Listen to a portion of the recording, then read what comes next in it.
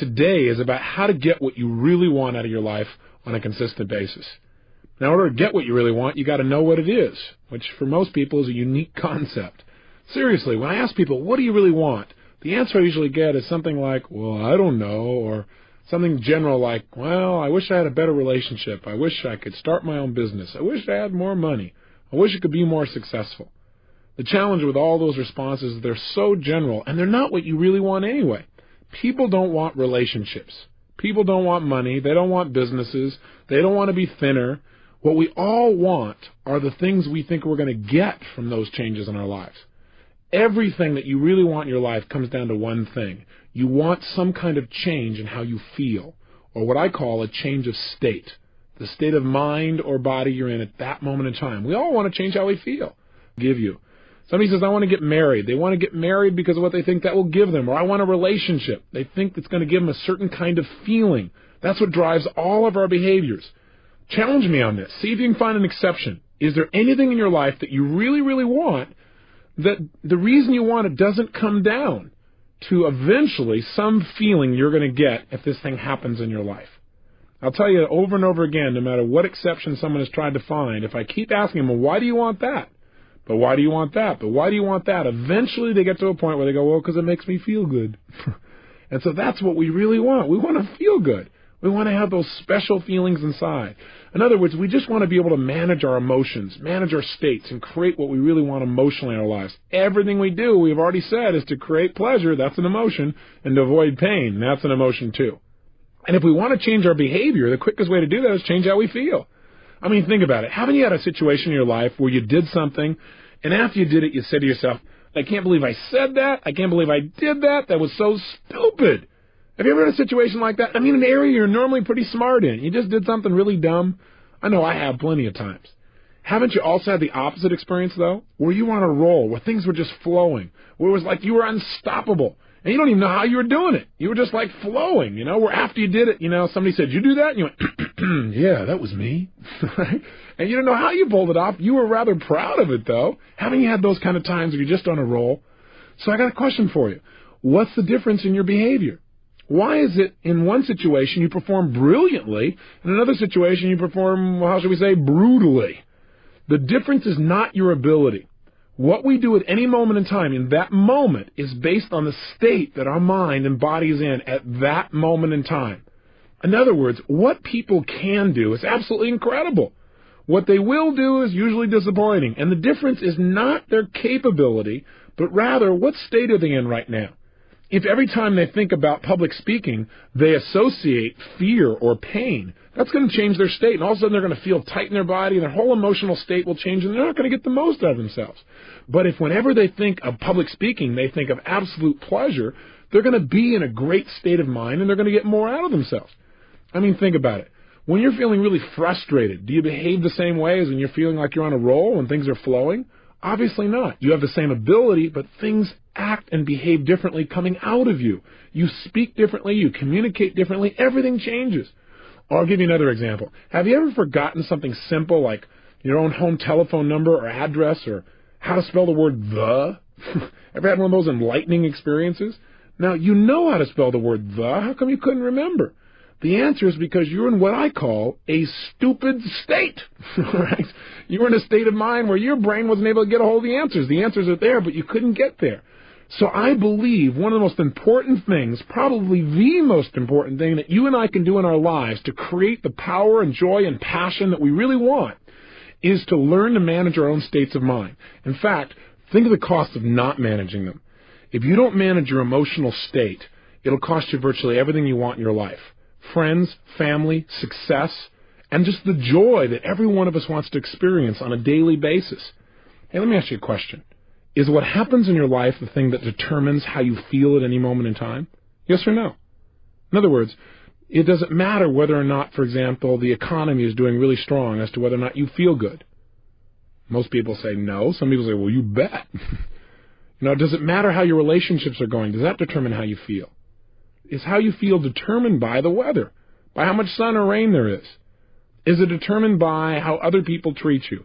I'm here to tell you the answer to that is no. I'm not saying that it doesn't complement or support you feeling one way or another. I'm saying how you feel at any moment in time is purely designed and the result of how you are directing your own mind and body at that moment.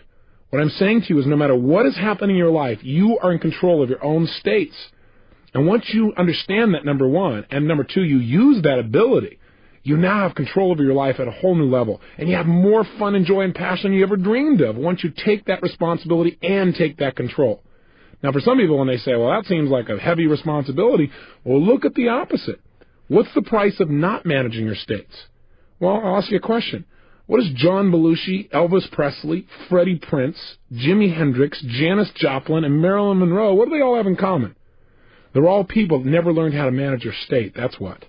They all were people that had every reason in the world to be happy by anybody else's standards, but who destroyed themselves, literally killed themselves in the end. I mean, Belushi's one of my favorite examples. Why? Because I liked this guy. Didn't you? Wasn't this a fun guy? I mean, if you were to think of somebody, didn't he feel like this guy that you could connect with? I don't know about you, but I really enjoyed him. And millions of other people did as well. He had what most people would think would make them happy. He had all these people that loved him, appreciated his work. He got to be creative. He was in movies. He was in television. He was on Broadway. I mean, here was a guy that was spontaneous. He had a great family that totally loved him. He had all the money and fame that most people think that they could possibly want or need, and yet he's not here. How come? He's dead. Why? Not because of old age, you'll recall, but because this man did not know how to control his own emotions within himself, and he tried to change the way he was feeling by using drugs. He used drugs as a way to change his state, and he's no longer here, and neither of the other people I mentioned on this list. Think about it. There's a major price in now managing your state, and in managing your state, there's major rewards. Now let's contrast Belushi with a friend of mine. His name is W. Mitchell, one of the people in the world that I not only love most, but also have the most respect for. W. Mitchell's a unique guy. 15 years ago, he had a unique experience, one that most people would never forget. He was driving his motorcycle 65 miles an hour down a freeway when something caught his attention. When he looked over while he continued to drive forward, he got fixed on something. I don't know if you've ever done that. He got stuck there a little too long. Well, when he looked up, he was traveling 65 miles an hour right into the back of a Mack truck that had stopped in front of him. In a last-minute, split-second decision to try and save his own life, he slammed himself on the ground, and he slid 65 miles an hour underneath this truck across the pavement. Then the worst thing happened. The gas cap popped off. Fuel spilled out all over the place, and then from the friction, exploded and ignited. 3/4 of his skin was burned off. His entire face was mutilated. His fingers burned all the way down to the knuckles. He woke up 2 weeks later in a hospital bed in searing pain, fearing to even breathe. Now, for most people at this point, they'd say, hey, I'm out of here. Why stick around in this body? I'd rather just die. But not only did he not die, but he's become an example of true possibility for people all over the country. I mean, this gentleman could not even take drugs because his body was in such bad shape, but when people met him, they thought he must be on drugs because he seems so up. You know, they go in and talk to him, they feel bad, and he goes, hey, it's over, we just got to move on. His mother said, well, you just must not realize how bad it is. Well, the reality is, he just made a decision. He decided that he was going to manage his state. Why? Because he saw the alternative as much more painful. He said, look, I got one of two choices. I can feel bad emotionally about everything I've lost and just make my total life a mess emotionally and have more pain to add to my physical pain, or I can focus on what I'm going to do, which means I can at least focus on something that could bring me some pleasure and get rid of my focus on the physical pain. And that's what he did. His life has become such an example because he kept managing his emotions. Now, not only did he do that, but within 3 years, he managed himself so well that he got back into business, even though he didn't look too terribly attractive. But he ended up going into business and becoming extremely successful. The new company he developed after his accident became the #1 employer of its type in the state of Vermont. He became a millionaire. He even learned to fly airplanes. Now, that's not the end of the story. About 8 years later, he's flying his airplane with 3 other friends in Colorado, and he made himself a rather big mistake. He didn't go through his checklist, and he didn't notice that there was frost that had developed on the wing. And when he took off, he crashed. 3 people walked away. He was not one of them. He was paralyzed from the waist down for life. So they cut off his toes since he didn't need them anymore and sewed them on his hands so he'd have something to be able to grasp things with. He's stuck in a wheelchair now for life. Of course, he doesn't look at as stuck in a wheelchair. In fact, you say at this point he must have given up, right? No. Even after his wife left him, she said, look, I don't want to be around a fried cripple. Even after all that, he still didn't give up. He turned around, and the city he was living in Colorado had some major problems. He decided to become the mayor of that town. After that, he decided to run for lieutenant governor of the state of Colorado. He placed 3rd in a group of 6, and he ran on the issues, not on a sympathy vote. And he campaigned door to door. Now remember, this guy didn't look too terribly good. In fact, he used to wear a button that said, "Send me to the governor's mansion, and I won't just be another pretty face." Kind of a nice way to interrupt people's patterns and make them associate something new to you. Now, he didn't win the lieutenant governor's place. He still didn't give up. He now has his own radio show in Colorado, and he has found the woman of his dreams and remarried. So I've got to tell you that if you start to tell me, well, gosh, Tony, I got all these problems. It's hard to manage my state. Just think about W. Mitchell. When I look at somebody like Belushi and see all that he had, and I look at somebody like Mitchell, who seems to have all these challenges but is so happy, so successful, such a sense of possibility, it becomes clear to me that I have no excuse to ever not manage my state on a consistent basis. No matter how big the problems may seem, you're much better than anybody like that might ever hope to be. So let me give you, first of all, some specifics about how you could change your body. I've mentioned a lot of them, but let's be really precise. The number one way that you can change the way you feel at any moment in time is to change the way you move. The reason is this. In fact, you might want to remember this phrase. Emotion is created by motion. The way you move your physical body is the fastest way of changing your emotions. So, for example, if I'm not feeling passionate and I want to, instead of pumping myself up, all I have to do is clap my hands or move my hands rapidly. I make a rapid gesture. Not a little minor one where I just push my hands out a little bit and then bring it back at a slow pace, but I mean speed, acceleration, if you will. If you speed up the quality of your movements, you will instantly change your emotional state and your intensity. So try it right now. Even while you're listening to me, here's what I want you to do. Take your hands and put them together so that you're touching them almost like in a praying motion. And what I want you to do when I say now is, at the pace I say, I want you to pull them apart and just gradually pull them out to your sides at the pace that I count, like 1, 2, 3, 4. Okay? And by the time I hit 4, you should be level with your shoulders. Okay? Let's try it. Your hands are together. And just notice what happens to how you feel. Ready? 1, 2, 3, 4. Okay, bring your hands back together. 1, 2, 3, 4. Again, 1, 2, 3, 4. Again, 1, 2, 3, 4. This is known as a state of absolute boredom. Right? So let's try something new. Let's try moving more rapidly. This time, instead of 1, 2, 3, 4, when I say now, I want you to pull your hands apart and don't limit them to the length of your shoulders. I want you to literally pull them apart and pull them out as far as you can, like extending your entire wingspan. Now be careful on this. Look around you before you do this to make sure you don't hit anything. And let's have some fun. Do something silly. I know it seems ridiculous, but just try it. Now if you're driving, this is not useful. Keep one hand at least on the wheel and try it with the other one. Okay, here we go. Your hands are together. And when I say now, I want you to literally bring them out, explode them out to your sides, and extend your fingers and everything out as far as they can go. In other words, you're going to take your hands and make them go as fast as they can apart all the way out and extend them. Ready? 1, 2, 3, go! And just feel that. And bring your hands together again into a clap. Okay, and then do it again out as fast as you can. Go. As fast as you can. Bring them in. And again, out as fast as you can. Again, in. Again, out fast. Now, if you do this about 10 times, you will feel what we call a state change. Do you feel it now? Now, I know this may sound weird and bizarre. You're going, okay, Tony, what am I supposed to do? Crimp this wingspan every time I need to change state?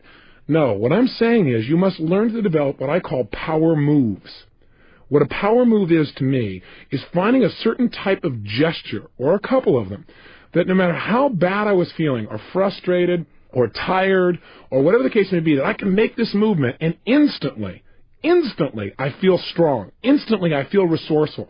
Instantly I feel like I could turn things around. You need to develop what those are. And you already have them, because you've had times in your life when you felt great. How were you moving at that time? That's the first clue. In fact, what I often do with people is get them to stand up and walk around the room and notice how would they walk if they felt totally successful. I mean unstoppable. Try it right now. Oh, you're going, well, I'm in the car. Great. If you're in the car, then you can try this later on. But if you're actually listening to me and you're not in the car, stand up right now and try something. Come on. Don't just listen to me. Stand up. Come on. I'm watching you. I'm there. You got to know this. And what I want you to do is stand up and walk around the room. And what I want you to do is, first of all, walk the way you normally walk. Just, walk around in a circle or walk straight back and forth. Notice how that feels. Come on, you can do it. Here you go. Now, what I want you to do now is make a state change. And I want you to, if you would, imagine that you feel absolutely strong and unstoppable. I mean, in your power. And what I want you to do is just walk around the room as if you felt unstoppable and powerful. And move your body the way you would be if you were unstoppable and powerful. Go ahead and try it right now. Go ahead, walk around the room and actually strut the way you would strut if you felt unstoppable and powerful. Make a gesture or two the way you would if you felt unstoppable. And then try to go back to the opposite again. Go to feeling not confident, not sure, and walk around the room not sure about whether you can succeed, making gestures like you're not sure. Feel the difference in your body. I want you to get an example of that. Then back to confident again. Make it strong. They say, what if I'm listening in the car? Well, if you're listening in the car, all I want you to do is sit right now, or even if you're sitting down, come back with me right now and sit down. What I want you to do is just notice how you can change your state from being bored and tired to feeling energized just by changing your body. So try this. First of all, sit the way you'd be sitting right now if you had 5 times more energy than any other time you can remember. Come on, go for it. Don't just listen. If you're just going to listen to this tape and not follow through, turn it off. But if you're going to go for it and make changes, then play with me, okay? Sit up in your chair right now. Come on, sit up the way you'd be sitting if you had 5 times more energy than any other time. Breathe right now the way you'd be breathing if you felt strong and excited and energized. Put a facial expression on your face right now like you'd have if you felt totally passionate and excited. No, it doesn't look like this.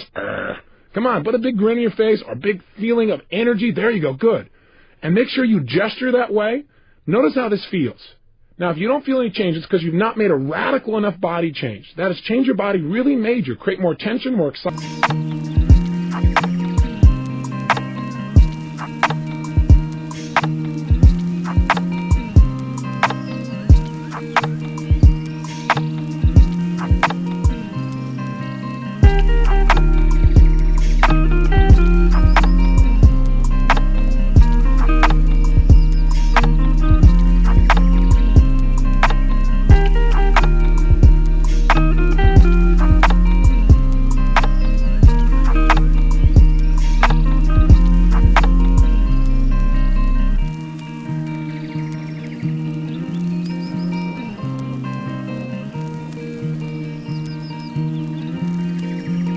Whatever it takes. Now, go from this state to being in a state of boredom.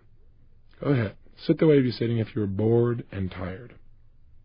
That's it. Just notice how that feels. Go ahead. Really bored and tired. You know. And as you're sitting there bored and tired, I got a question for you. Did you change your body to do it? You bet you did. What did you change to get bored and tired? Well, did you notice anything happen to your head? Did it go down? Did you relax any of the muscles? What happened to your breathing? Did it change? How about your facial expression? Does your muscles go slumping or slack? Now try this. Get back to energized as fast as you can. Oh, come on. Play with me. What I want you to do just for a moment is to practice snapping yourself from being in a state of being bored and tired into a state of energy. It's going to be very valuable for you. Let's try it. Back into an energized state. Come on. As energized as you can get. Come on. Sit up in your chair. Breathing with some energy. Feeling strong. Come on. Even more energized than before. Now go to bored and tired. Back to energized. Come on, as fast as you can. Snap yourself. I know this looks weird if you're driving in your car and somebody's looking in the other window, but hey, it'll make their day. You'll change their state. Come on, if somebody else in the family's watching, they don't have to know what's going on. Just go for it. Here we go. Total energy, lots of energy and excitement. Feel it in your body. Move your body. Sit the way you've been sitting. If you had even more energy, bored and tired. Energized as fast as you can. Come on, snap back in that state. Bored and tired. Energized, faster again. Come on, even more, even more, even more. Bored and tired. Energized. Back in that state again. Feel it and just stay there. Stay in an energized state.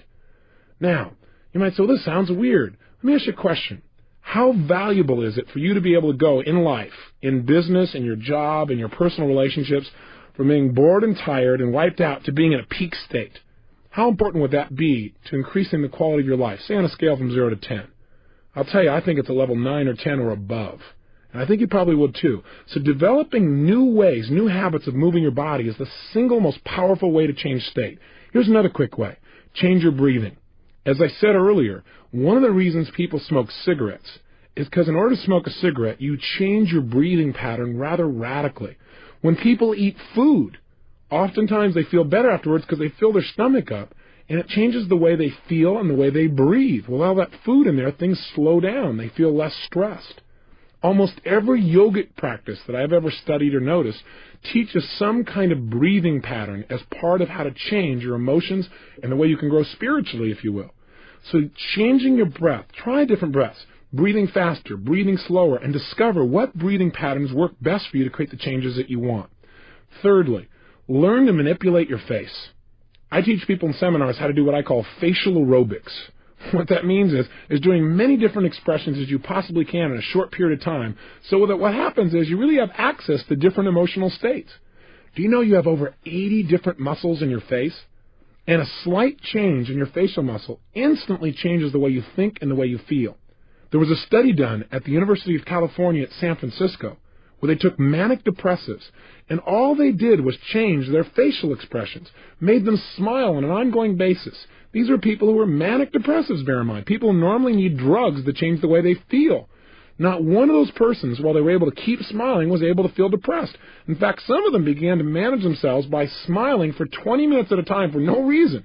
And pretty soon they began to feel great, and they began to develop a new habit. Do you have habitual facial expressions of grimacing or frustration, where you crinkle up your nose or your eyelids or your forehead or something else that you do on an ongoing basis?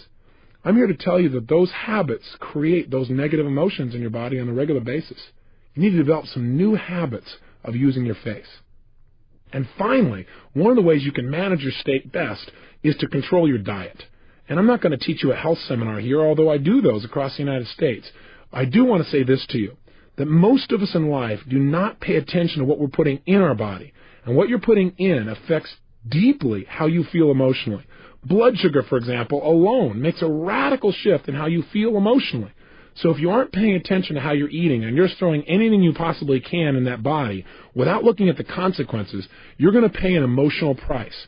Many times, hyperactive children or people that are having major ups and downs in their life, it just comes from some basic, simple dietary approaches. If they made a few simple changes, they'd live a much more balanced emotional life.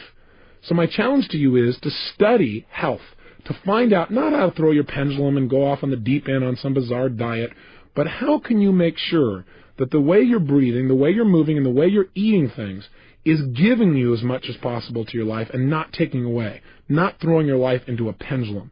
Make sure that you have that physical energy and drive. It comes from having enough sleep and eating well. For now, though, I want to have you focus on one emotional state, because I'd like you to be able to trigger a state change anytime you want. And that emotion is the one I note as passion. As you may have picked up, I'm a fairly passionate person.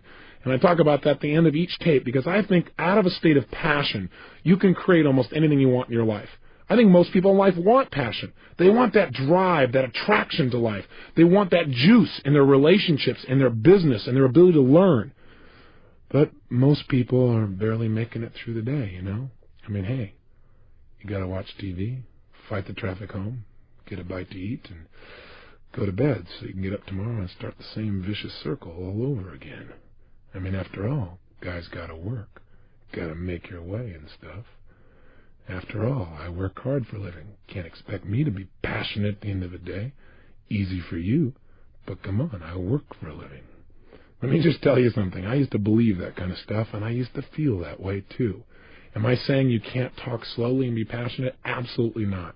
I can talk quietly and still have passion coming through in my voice, in the way I'm speaking to you, in the way I feel inside. But that's passion. This is not passion. If you want passion, you got to talk like you're passionate. You can't talk like you're bored and feel passionate. It won't work. Your body will lead your mind. Take care of it.